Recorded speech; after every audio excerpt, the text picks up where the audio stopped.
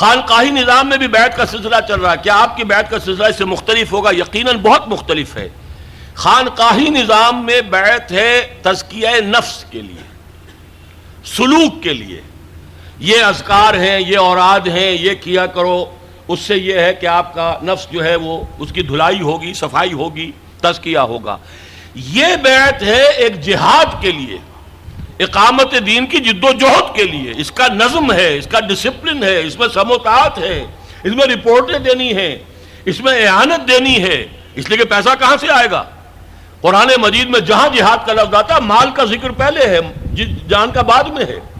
جاہدوا فی سبیل اللہ باموالکم وانفسکم. یہ کہاں سے پیسے آ رہے ہیں؟ یہ کہاں سے انتظام ہو رہا ہے؟ وہی تنظیم کے ساتھی ہیں جو اپنا جو ہے 5% اپنی آمدنی کا دے رہے ہیں، اور اس سے یہ ہمارا نظام چل رہا ہے. اس لیے یہ بیعت مختلف ہے اس بیعت سے کہ جو صرف خانقاہی نظام کی بیعت ہے.